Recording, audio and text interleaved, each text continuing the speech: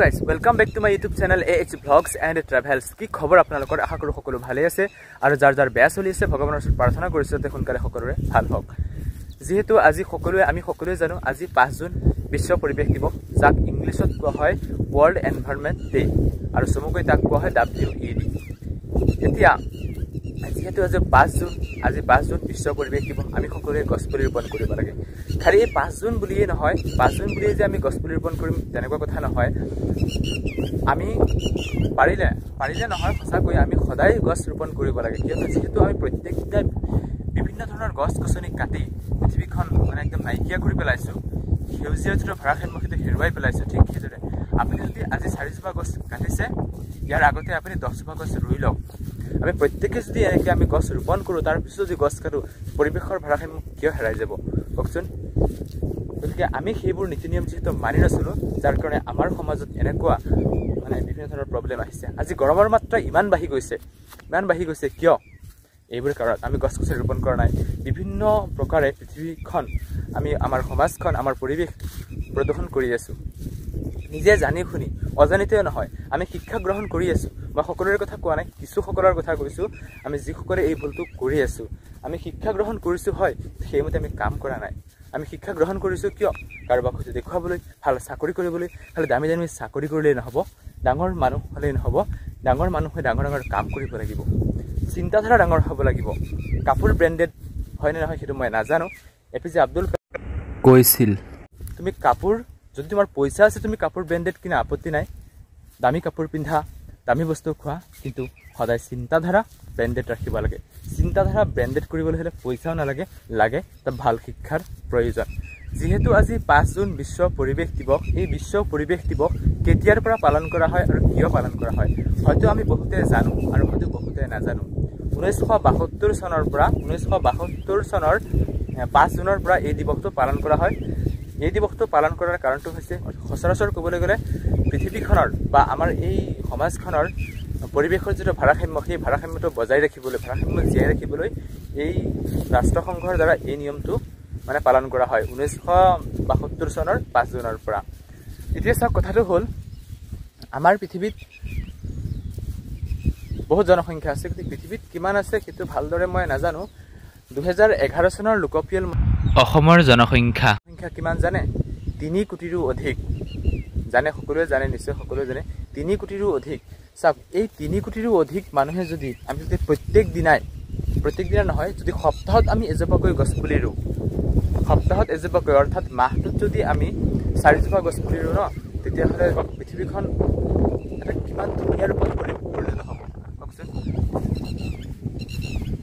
বৰ্তমান ভাৰতৰ জনসংখ্যা হৈছে 141 কৰোৰ, আৰু কিবা এটা আছিলে সেইটো পাহৰি থাকিলোঁ, 141 কৰোৰ।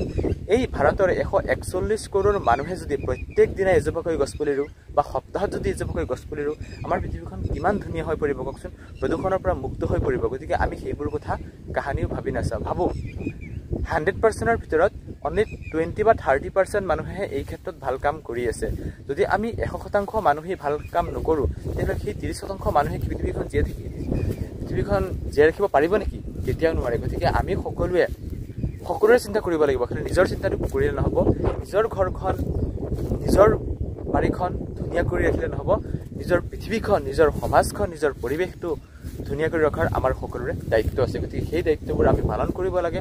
এই দায়িত্বৰ পৰা আমি কেতিয়াও হাত সাৰি থাকিলে আমাৰেই বিপদ, আমাৰেই হ'ব। চাওক, আজি গৰমৰ মাত্ৰা ইমান বাঢ়ি গৈছে কিয়? গছ গছনিৰ অভাৱ, পৰিৱেশ প্ৰদূষণ কৰি আছোঁ আমি। কেনেকৈ? এতিয়া হয়তো বহুতে মোক ক'ব যে কেনেকৈ। প্ৰথম কথা কওঁ, মোৰো কিছুমান ভুল আছে। মই নকওঁ যে মই সাধু, মই ধোৱা তুলসীৰ পাত বুলি গজব বেজতি বুলি মই কেতিয়াও নকওঁ। কিন্তু পৰাপক্ষত মই অজানিতে ভুল হয়, কিন্তু জানি শুনি কেতিয়াও ভুল নকৰোঁ। আৰু আমি বহুত মানুহ আছে জানি শুনিও বহুত ভুল কৰোঁ। গতিকে আমি সেইবোৰ ভুলৰ পৰা আমি এৰাই চলিব লাগে। গতিকে মই এই ভিডিঅ'টো বনাইছোঁ, কোনোবাই ক'ব পাৰে যে সি জ্ঞান দি আছে। মই একো জ্ঞান দিয়া নাই, যিটো সঁচা সেইটো কৈছোঁ। খালি 5 জুন বুলি যে আমি গছ ৰোপণ কৰিম সেইটো কথা নহয়। প্ৰত্যেক দিনাখনে আমি কৰিব লাগে। আৰু মই মাজে সময়ে এনেকৈ, মই বুলি নহয়, আমাৰ লগৰকেইটাই মিলি গছ গছনি ৰোপণ কৰিয়ে থাকোঁ। খালি 5 জুন বুলি নহয়, কিন্তু আজি 5 জুন বুলিও কৰিছোঁ আৰু এই সদায় কৰিব লাগে। যিহেতু আমি সদায় ভাত খাওঁ, দিনত আমি 3বাৰ ভাত খাওঁ, কোনোবাই 2বাৰ খাওঁ, কোনোবাই 3বাৰ খাওঁ। গতিকে যিহেতু আমি সদায় আমাক জীয়াই ৰাখিবলৈ আমাৰ ভাতৰ প্ৰয়োজন আছে, খাদ্যৰ প্ৰয়োজন আছে, ঠিক তেনেদৰে আমাৰ পৃথিৱীখন জীয়াই ৰাখিবলৈ হ'লে গছ গছনিৰ প্ৰয়োজন অৱশ্যই আছে। আমাৰ অসমৰ বা ভাৰতৰ মানুহৰ এটা বেয়া অভ্যাস আছে, বহুত আছে। মই তাৰে ভিতৰত আজি যিহেতু পৰিৱেশ দিৱস, সেইকাৰণে পৰিৱেশ ৰিলেটেড সেইটো কৈ আছোঁ যে অসমৰ বা ভাৰতৰ বহুত ৰাজ্যত সেইটো নহয়, বিশেষকৈ অসমত বেছিকৈ হয়। বহুত মানুহে গুটখা খায়। গতিকে মই নকওঁ যে গুটখা নাখাব বুলি, কাৰণ তেওঁলোকে তেওঁলোকৰ পইচাৰে খাইছে, যে নাখালে ভাল। আৰু গুটখা খাই য'ত ত'ত পিকায়। এই গুটখাৰ যিটো পেকেট সেইটো ৰাস্তাৰ মাজত পেলাই দিয়ে, য'ত ত'ত পেলাই দিয়ে। সেইটো ডাষ্টবিন ব্যৱহাৰ কৰিব লাগে, ডাষ্টবিনত পেলাব লাগে। ডাষ্টবিনত পেলালে ভাল, বা সেই যিটো পিক পেলানো ডাষ্টবিনত পেলাওক, এটা ঠাইত পেলাওক। কিন্তু গোটেই পৰিৱেশখন কিয় লেতেৰা কৰিব লাগে? চাওক, আপুনি বাহিৰা কাণ্ট্ৰিত যাওক, চাওক ৰাস্তাত এটা পেকেট বা এজোপা মানে এটা গছৰ পাতো দেখা নাপাব। কিন্তু আমাৰ ৰাস্তাত কি যে হৈ থাকে, মানে এইবিলাক কি ক'ম, আৰু এইবিলাক ক'লে মানুহে বেয়া পাব। গতিকে আমি তেনেকুৱা কাম একচুৱেলি কৰিব নালাগে। কি কৰোঁ, জাবৰ জোথৰ নি নদীত পেলাওঁ, নলা নৰ্দমাত। চাওক, নদীৰ পানীখিনি আমি দূষিত কৰি আছোঁ। নদীত যিখিনি মানে প্ৰাণী আছে, মাছ হওক, কাছ হওক, সেই বস্তুবিলাকৰ প্ৰাণীবিলাকৰ কিমান ক্ষতি হৈছে আমি এবাৰ ভাবি চাইছোঁনে? কেতিয়াও ভবা নাই। আমি মানুহে যি জীৱ জন্তুবোৰে আমাক অনিষ্ট কৰিছে নেকি? কেতিয়াবা নাই কৰা, কিন্তু আমি তেওঁলোকক অনিষ্ট কৰি আছোঁ। কিন্তু গতিকে আমি খালি নিজৰ কথা চিন্তা কৰিলে নহ'ব, গোটেই পৃথিৱীখনৰ চিন্তা কৰিব লাগিব। আমি নতুন প্ৰজন্ম আগবাঢ়ি যাব লাগে, এইবোৰ কামত উঠি আহিব লাগে। যদি আমি নতুন প্ৰজন্মই যে পৃথিৱীখন নসলাওঁ, কোনে সলাব? এই ক্ষেত্ৰত মই কিন্তু সময়দাক ধন্যবাদ দিব লাগিব। আপোনালোকে চিনি পায় নাপায় নাজানো, বহুতে হয়তো চিনি পায়। সময়দাই এই ক্ষেত্ৰত বহুত ভাল কাম কৰি আছে, মানুহক সহায় কৰি আছে, গছপুলি ৰুই আছে, আৰু বহুতে কৰি আছে। মই ইমান সকলোৰে নাম লৈ নাথাকোঁ। গতিকে আৰু সময়দাক মই পাৰ্চনেলি বহুত ভাল পাওঁ। তেখেতক লগ পোৱাৰ হেঁপাহ আছে, লগ পোৱাৰ মন আছে। এদিন নহয় এদিন তেখেতক লগ কৰিম। আৰু মোৰো সপোন আছে যে তেওঁৰ দৰে মানে ভাল কাম কৰিবলৈ। যিহেতু টকা পইচাৰ অভাৱ, নিজে চলিবলৈ প্ৰব্লেম হৈ যায়। গতিকে ভগৱানে যদি কেতিয়াবা কিবা দিয়ে, নিশ্চয় এদিন নহয় এদিন ৰাইজৰ কাৰণে, মানুহৰ কাৰণে, পৃথিৱীখনৰ কাৰণে, বা নোৱাৰিলেও অন্ততঃ নিজৰ সমাজখনৰ কাৰণে কিবা নহয় কিবা এটা সৰু হ'লেও কৰি থৈ যাবলৈ চেষ্টা কৰিম।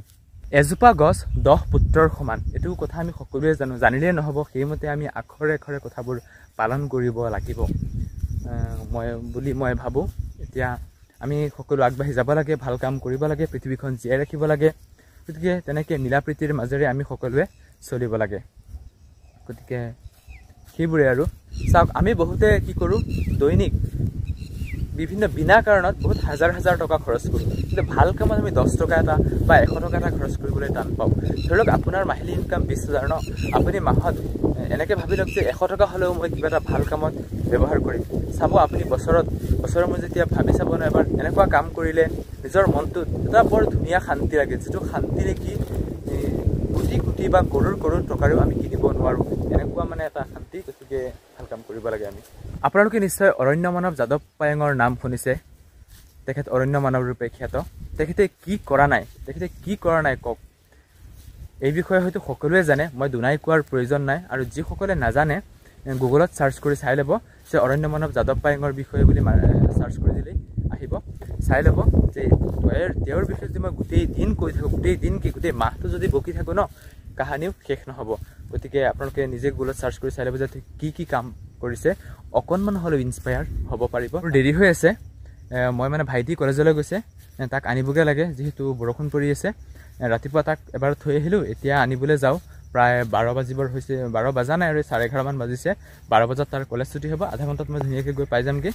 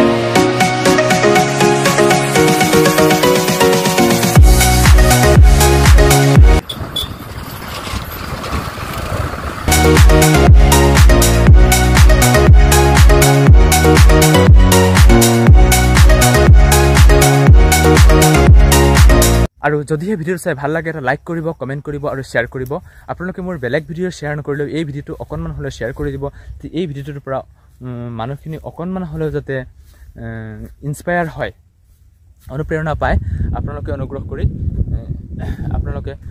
কৰি চেনেলটো অকনমান শেয়াৰ কৰি দিব আৰু যিসকলে এই চেনেলটো নতুনকৈ আহিছে চেনেলটো সাবস্ক্ৰাইব কৰিবলৈ একেবাৰে নাপাহৰিব thank you so much love you all always keep smiling thank you so much love U